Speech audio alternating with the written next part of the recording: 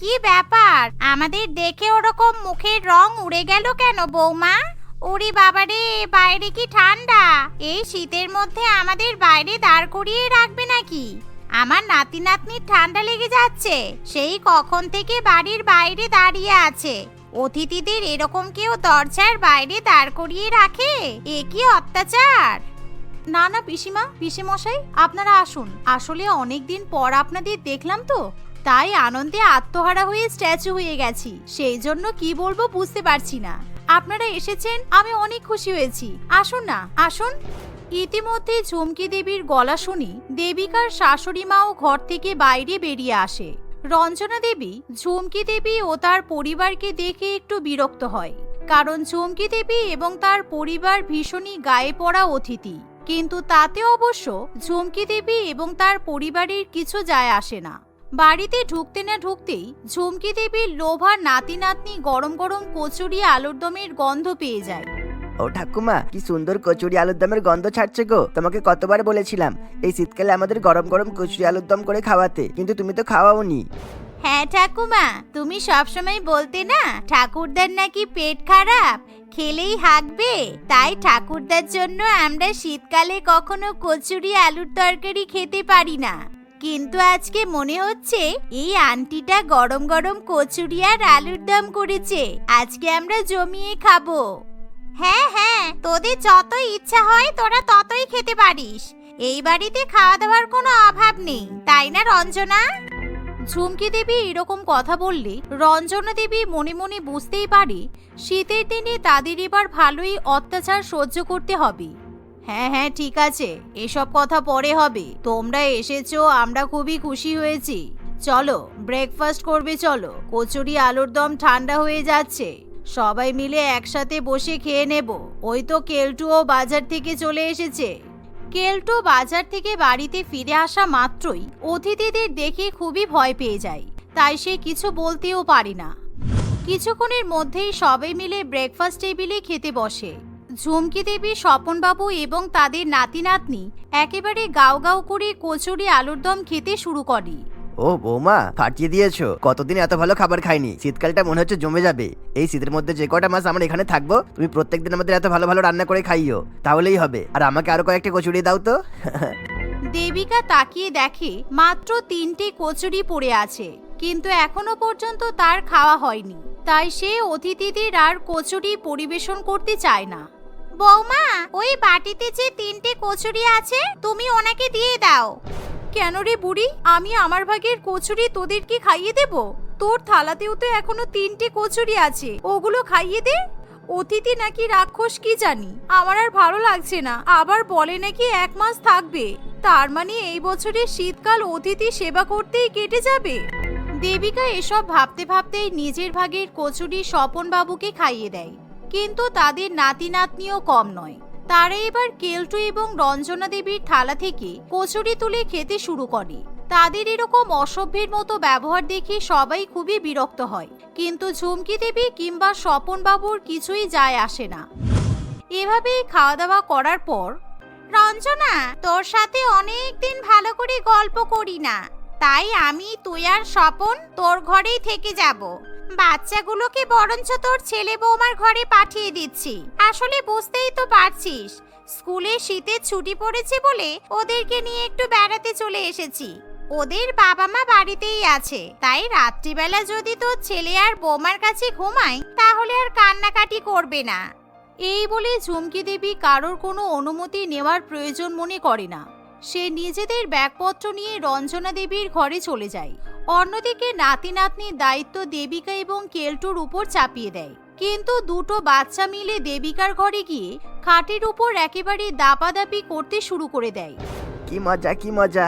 আমরা আন্টির সাথে ঘুমাবো, আমরা আন্টির সাথে থাকবো, আর আমরা আন্টির ঘরেই বদমাইশি করব। এখানে যা যা জিনিস আছে সবকিছু ভাঙবো। ঠাকুমা বলেছে যা ইচ্ছা করতে। কি মজা, ইয়ে। চল পরাগ, আমরা আন্টির আলমারি থেকে সব জিনিসপত্রগুলো বার করে ফেলি।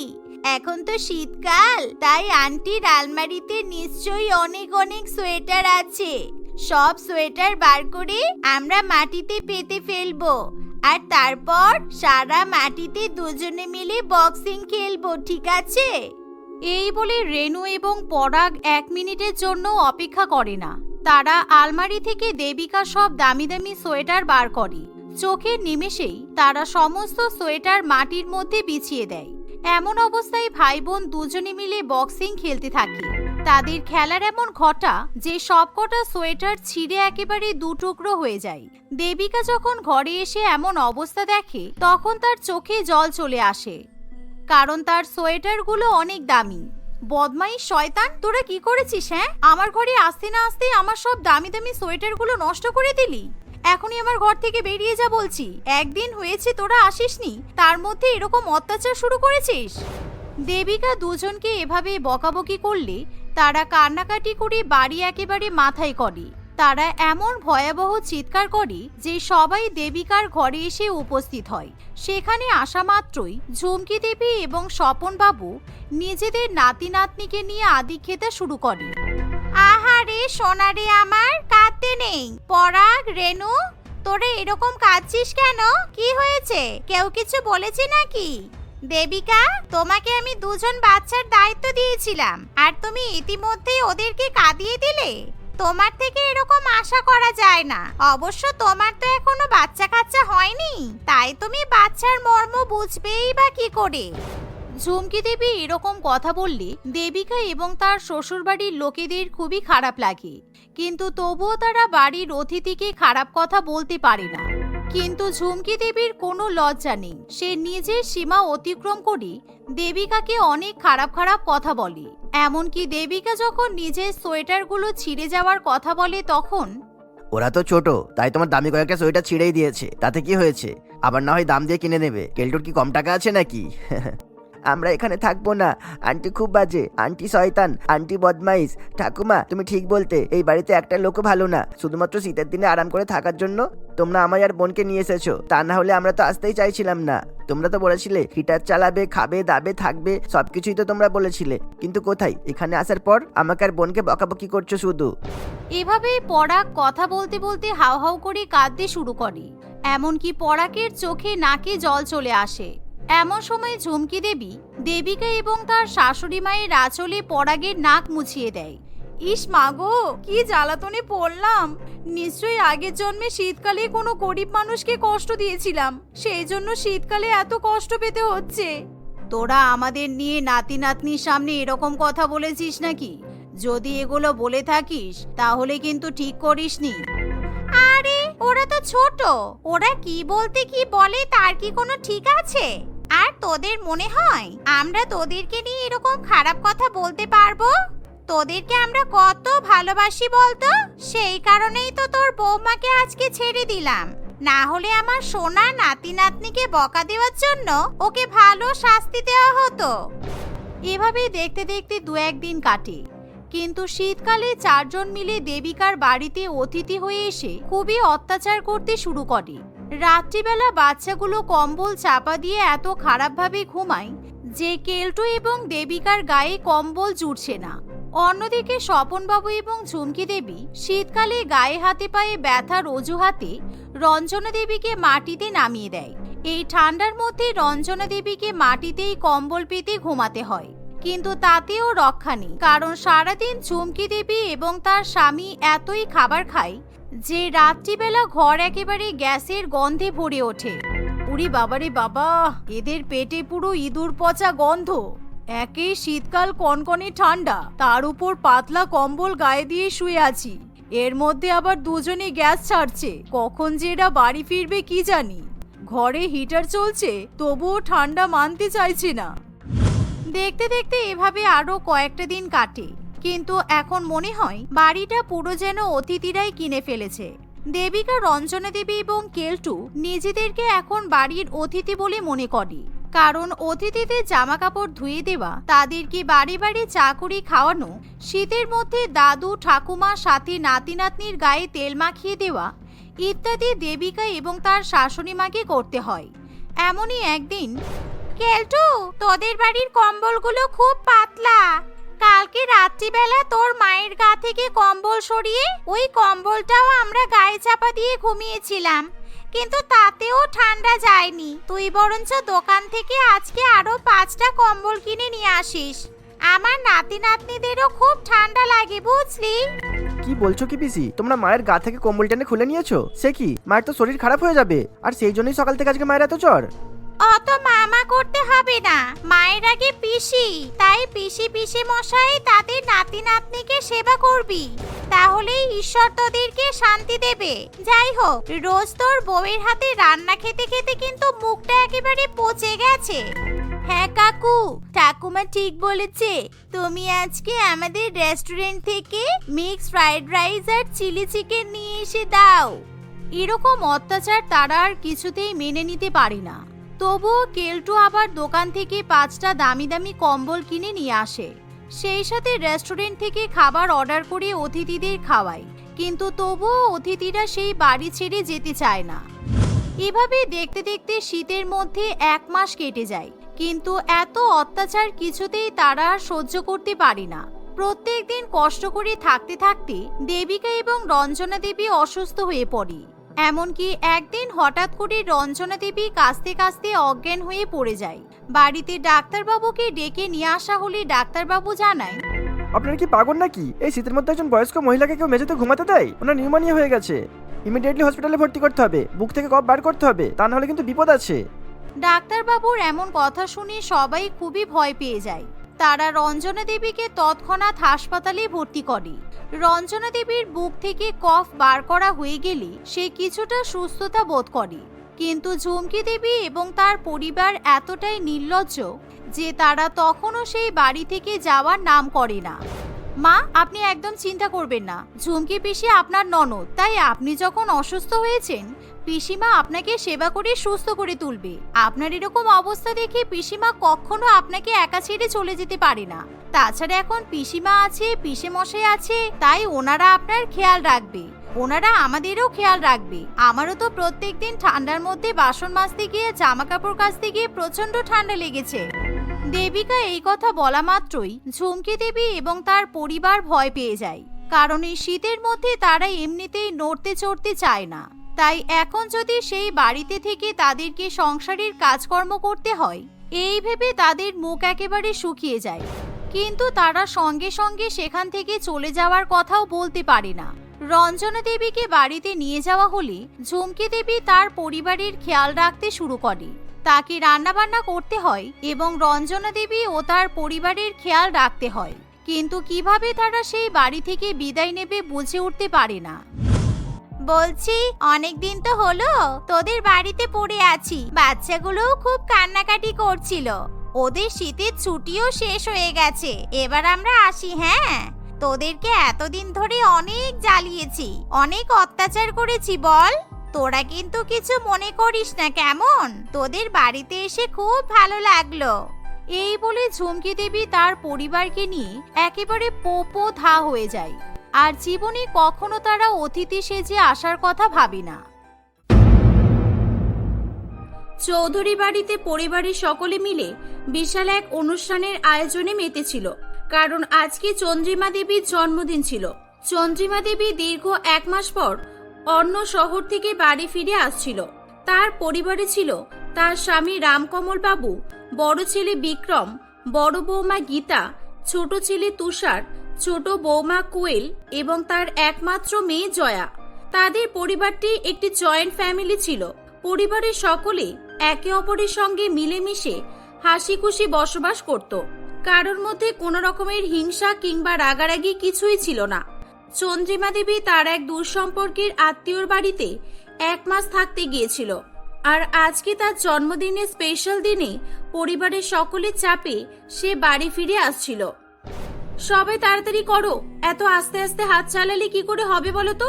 দিদি, তুমি আমার সঙ্গে রান্নাঘরে চলো তো, ওখানে অনেক কাজ আছে। আর এই যে জয়া, তুমি তাড়াতাড়ি করে এই ঘরটা সাজিয়ে ফেলো। হ্যাঁ, বাইরের দরজাটা লাল আর হলুদ রঙের ফুল দিয়ে সাজাবে। কোয়েল, যা করার তাড়াতাড়ি করো, বাবা মাকে এয়ারপোর্টে নিয়ে আসছে, এখন গাড়িতে আছে। আমি কেক অর্ডার করে দিয়েছি, কিছুক্ষণের মধ্যেই কেক চলে আসবে। এভাবেই সবাই মিলে চন্দ্রিমা দেবীর জন্য নানান রকম আয়োজন করে রাখে। চন্দ্রিমা দেবীর আসার সময় হয়ে গেলে সবাই বাড়ির বাইরে এসে দাঁড়িয়ে তার জন্য অপেক্ষা করতে থাকে। সবাই দেখে একটা গাড়ি তাদের বাড়ির দিকেই আসছে। সকলে খুবই আগ্রহের সঙ্গে গাড়ির দিকে তাকিয়ে থাকে। সবাই ভেবেছিল গাড়ি থেকে চন্দ্রিমা দেবী নামবে, কিন্তু গাড়ি থেকে চন্দ্রিমা নয়, রূপালী নামের একটি মেয়ে নেমে আসে। রূপালীকে দেখে কোয়েল খুবই অবাক হয়। রূপালী এবং কোয়েল দুজনে একে অপরের খুব ভালো বন্ধু ছিল। রূপালী খুবই খুশি হয়ে কোয়েলের কাছে এসে বলে, কোয়েল কোয়েল কেমন আছিস তুই বল? আমাকে দেখে তুই নিশ্চয়ই অবাক হয়েছিস তাই না? আরে রূপালী, তুই এখানে? আমি তো ভাবতেও পারিনি যে তুই আমার সঙ্গে দেখা করতে আসবি, তাও আবার আমার শ্বশুর বাড়িতে। সেই আমার বিয়ের দিন তোকে লাস্ট দেখেছি, আর আজকে 2 বছর পর দেখলাম। হ্যাঁ, তুই তো আমাকে ভুলেই গেছিস। আমি এখন থেকে তোদের এই শহরেই থাকবো। আমি একটা ভালো চাকরি পেয়েছি, আর এই শহরেই আমার শিফটিং হয়ে গেছে। তাই আমি সোজা তোর শ্বশুর বাড়িতে চলে এলাম। আমি এবার এখানেই থাকবো, আর প্রত্যেকদিন তোর বাড়িতে এসে জমিয়ে আড্ডা মারবো। তাই নাকি? তুই এই শহরে থেকে চাকরি করবি? আর তোর বর পরিবার সবাই কোথায় থাকবে? ওরাও কি এখানেই থাকবে, নাকি তুই আর তোর বর থাকবি? কোয়েলের কথা শেষ হতে না হতেই তার শাশুড়ি মা এবং শ্বশুর মশাই সেখানে চলে আসে। সকলে খুবই খুশি হয় এবং সবাই মিলে একসঙ্গে চন্দ্রিমা দেবীকে তার জন্মদিনের জন্য অভিনন্দন জানাতে থাকে। মা, আপনি কত রোগা হয়ে গেছেন। আপনি নিজের একটুও খেয়াল রাখেননি, তাই না? দেখুন তো কত রোগা দেখাচ্ছে। ওই জন্য বলেছিলাম 2-1 দিন থেকে বাড়ি চলে আসুন। তা নয়, একেবারে লম্বা ছুটি নিয়ে নিলেন। আমরা সবাই আপনাকে খুব মিস করেছি। রোগা হয়ে গেছি তাতে কি হয়েছে? বাড়ি চলে এসেছি তো। এবার 2 বৌমার হাতে সেবা যত্ন পেয়ে আমি আবার মোটা হয়ে যাব।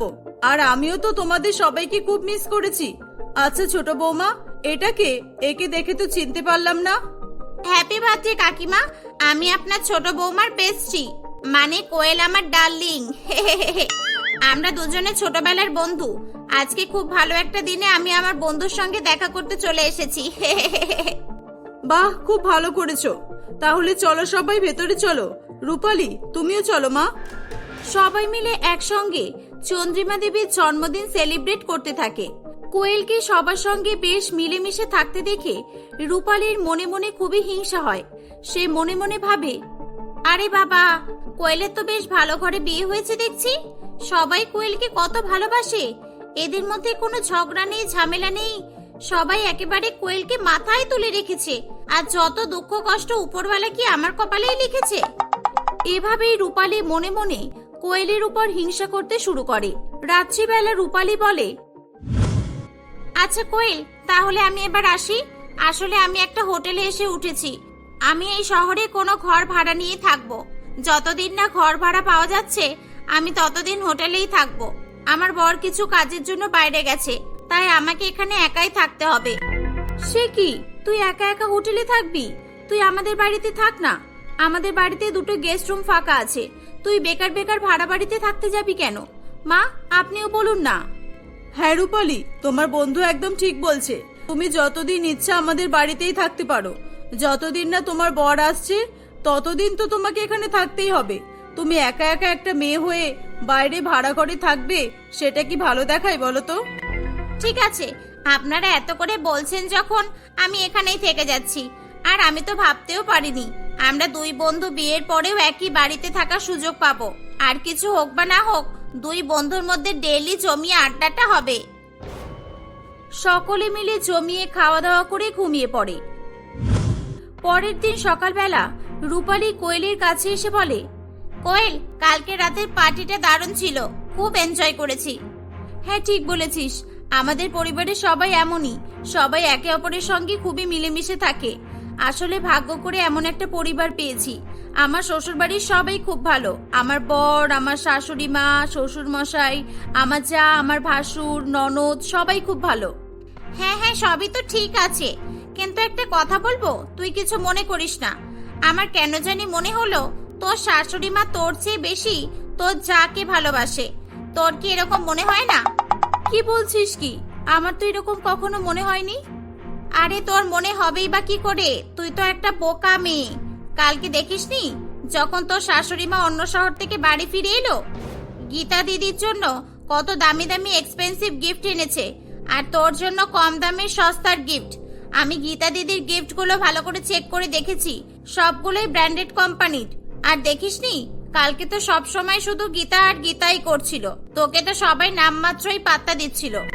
না না, আমি এতদিন ধরে এই পরিবারে আছি, আমি এটা কোনোদিনও অনুভব করিনি।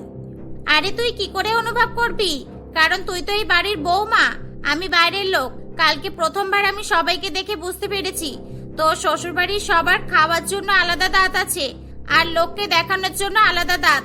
আমি বলছি শোন, তোর বরকে নিজের হাতে রাখ, তাহলে দেখবি তোর শাশুড়ি মা কেমন তোর সামনে ঝুঁকে যায়। আর হ্যাঁ, কালকে পার্টির মধ্যে একটা জিনিস দেখেছিলি? তুষারের ফোনে কত মেসেজ, কত কল আসছিল। অফিস আওয়ারের পর এত ওয়ার্ক কল, এত মেসেজেস। দেখিস দিনকাল কিন্তু ভালো না, আজকাল বেশিরভাগ ছেলেদেরই বাইরে এফআইআর চলছে। রূপালী এভাবেই কোয়েলের মাথায় নানান রকমের কূটনৈতিক চিন্তা ভাবনা ঢোকানোর চেষ্টা করতে থাকে। রূপালীর কথা কোয়েল নিস্তব্ধ হয়ে শুনেই যাচ্ছিল। তার মনে প্রচুর পরিমাণে সন্দেহ ঢুকে যায়। সে হলরুমে গিয়ে দেখে তার শাশুড়ি মা গীতাকে বলছে, বড় বৌমা, তোমাকে কোনো কাজকর্ম করতে হবে না। আমি জানি কালকে তোমাকে অনেক খাটাখাটনি করতে হয়েছে। আর দেখো তো তোমার কেমন ঠান্ডা লেগে গেছে। তুমি আজকের দিনটা রেস্ট করো, ছোট বৌমা আছে তো, ও সব কাজ করে নেবে। যাও, তুমি এখন নিজের ঘরে গিয়ে আরাম করো। ঠিক আছে, আচ্ছা, ঠিক আছে মা, যাচ্ছি। মা, ছোট বৌদি কোথায় দেখেছো? আমার কলেজের সব প্রজেক্ট বাকি আছে, 2 দিন পরেই প্রজেক্টগুলো সাবমিট করতে হবে। এখন ছোট বৌদি প্রজেক্টগুলো না করে দিলে আমি খুব বিপদে পড়বো। আমিও তো ছোট বৌমাকেই খুঁজছি। আমার তো আজকে বৌমার হাতের পোলাও আর চিকেন ডাক বাংলো খাওয়ার খুব ইচ্ছে করছে। বৌমাকে রান্না করতে বলার জন্যই খুঁজছিলাম। কি জানি, ছোট বৌমাকে দেখছি না তো, মনে হয় ওর বন্ধুর সঙ্গে গল্প করছে। আমাদের বাড়িতে যখনই কোনো কাজের দরকার পড়ে তখনই তো সবার ছোট বৌমার কথা মনে পড়ে যায়। সবার মুখে এরকম কথা শুনে কোয়েলের সন্দেহ আরো বেড়ে যায়। রূপালী তার মনে যে সন্দেহের বীজ রোপণ করেছিল তা একটা বড় বৃক্ষের আকার ধারণ করে। সে কাঁদতে কাঁদতে রান্নাঘরে গিয়ে কাজ করতে থাকে। রূপালী ঠিকই বলেছে। রূপালী আজকে আমাকে আয়না দেখিয়ে দিল। আমাকে এই বাড়িতে কেউ ভালোবাসে না, আমাকে দিয়ে সবাই শুধু কাজই করাতে চায়। আর তুষার মিষ্টি মিষ্টি গলায় কার সাথে একটা কথা বলছিল। এই বাড়িতে আমাকে কেউ ভালোবাসে না, এতদিন ধরে আমাকে সবাই ধোঁকা দিচ্ছিল। কিছুক্ষণের মধ্যেই সেখানে তার শাশুড়ি মা চন্দ্রিমা দেবী আসে এবং কোয়েলকে আরো কিছু কাজ করতে বলে। কোয়েলের খুবই রাগ হয়। সে নিজের উপর কন্ট্রোল রাখতে না পেরে বলে ওঠে, আপনারা থামুন এবার, অনেক হয়েছে। আর নয়, আপনাদের মতলব শুধু আমাকে দিয়ে কাজ করানো। আমার কি শরীর খারাপ হয় না? আমি কি মানুষ নই? আর আমাকে কাজ বলছেন কেন? যান না, আপনার আদরের বড় বৌমাকে গিয়ে কাজ বলুন। আরে ছোট বৌমা, তোমার কি হয়েছে? তুমি এভাবে আমার সঙ্গে কোনোদিনও তো কথা বলনি। বলিনি, কারণ আপনাদেরকে আমি চিনতাম না। আর এখন খুব ভালো করে আপনাদের চিনে ফেলেছি। আপনারা হলেন গিরগিটি। গিরগিটির মতো আপনারা নিজেদের রং পাল্টান। কোয়েল এভাবেই তার শ্বশুরবাড়ির সকলের সঙ্গেই বাজে ব্যবহার করতে শুরু করে। কোয়েলের এমন ব্যবহারে বাড়ির সকলেই খুবই অবাক হয়। সে তুষারের উপরও খুবই নজর রাখতে থাকে। তুষার, তোমার ফোনটা দাও, আমি তোমার ফোন চেক করতে চাই। ফোন চেক করতে চাও? কিন্তু কেন? আজ পর্যন্ত তো তুমি কোনোদিন আমার ফোন চেক করোনি। কি হয়েছে তোমার? ঠিক আছে, এই নাও, কি দেখবে দেখে নাও। কোয়েল তুষারের ফোন চেক করে দেখে তার ফোনে সবই বিজনেস কল এবং মেসেজেস ছিল। কোয়েল, তোমার কি হয়েছে? তুমি বলবে আমাকে? কয়েকদিন ধরেই দেখছি তুমি একদম পাল্টে গেছো। সবার সঙ্গে খুব বাজে ব্যবহার করছো, কথায় কথায় রাগও তো করছো। কিছু না, আমার কিচ্ছু হয়নি। আমি তোমাদের কারোর সঙ্গে কোনো কথা বলতে চাই না, চলে যাও এখান থেকে। কোয়েল এভাবেই অস্বাভাবিক আচরণ করতে থাকে। ওদিকে তার বন্ধু রূপালী সময় মতো তাকে তার পরিবারের বিরুদ্ধে উস্কাতে থাকে। কোয়েল পুরোপুরি রূপালীর কথায় উঠতে বসতে শুরু করেছিল। একদিন রাত্রিবেলা সে তার পরিবারের সবার সঙ্গে খুব ঝগড়া করে এবং তার বন্ধুর সঙ্গে একসঙ্গে ঘুমাবে বলে রূপালীর ঘরে যায়। সেখানে গিয়ে কোয়েল তাকে চেঁচিয়ে চেঁচিয়ে কারোর সঙ্গে ফোনে কথা বলতে শোনে। না, আমি কোনোদিনও ওই বাড়িতে ফিরে যাব না। তোমাদের বাড়ির সবাই খুব বাজে। তোমার বাবা, তোমার মা, তোমার বোন কেউ আমাকে পছন্দ করে না। আর তোমার ওই বৌদি, যে একজন বিধবা হওয়া সত্ত্বেও তাকে নিয়ে সবাই মাতামাতি করে, আমাকে তো কেউ দেখতেই পারে না। আর তোমার তো বাইরে একজনের সঙ্গে এফআইআর চলছে। যার সঙ্গে তোমার এফআইআর চলছিল তার সঙ্গেই থাকো, তুমি আমাকে আর ফোন করবে না। রাখো ফোন। এই বলে রূপালী ফোনটা রেখে দেয় এবং নিজেকে বলে, আমার জীবনটা একদম নরকের থেকেও কম না। আর ওদিকে কোয়েলের জীবন সুখ আনন্দে ভরপুর। আমি আমার লাইফ নিয়ে হ্যাপি নই, আর আমি কোয়েলকেও হ্যাপি থাকতে দেব না। রূপালীর কথা শুনে কোয়েল অবাক হয়ে যায় এবং রূপালীর গালে একটা চড় মারে। ছি, তুই আমার সঙ্গে এটা করতে পারলি? তোর নিজের জীবনে সমস্যা আছে বলে তুই আমার জীবনেও সমস্যায় ভরে দিলি। কি লাভ পেলি রে তুই এসব করে? এগুলো করলে কি তোর সংসার আবার আগের মতো হয়ে যাবে? তুই আমার ছোটবেলার বেস্ট ফ্রেন্ড হয়ে এরকম করতে পারলি? যা, বেরিয়ে যা আমার বাড়ি থেকে, এখনই বেরিয়ে যা। তোর জন্য আমি আমার পরিবারের সবার সঙ্গে বাজে ব্যবহার করেছি। আমাকে ক্ষমা করে দে কোয়েল। আসলে তোকে সুখে থাকতে দেখে আমার খুব হিংসা হচ্ছিল, তাই আমি তোর সংসার ভাঙবো বলে উঠে পড়ে লেগেছিলাম। আমি এখান থেকে চলে যাচ্ছি, তুই পারলে আমাকে ক্ষমা করে দিস। রূপালীর কোনো কথার উত্তর কোয়েল দেয় না। কাঁদতে কাঁদতে রূপালী সেখান থেকে চলে যায়। তার বন্ধুর উপর বিশ্বাস করে সে যে কত বড় ভুল করেছিল সে সেটা বুঝতে পারে। সে তার পরিবারের সকলের কাছে হাত জোড় করে ক্ষমা চায় এবং আবার তারা সবাই মিলে একসঙ্গে হাসি খুশি বসবাস করতে থাকে।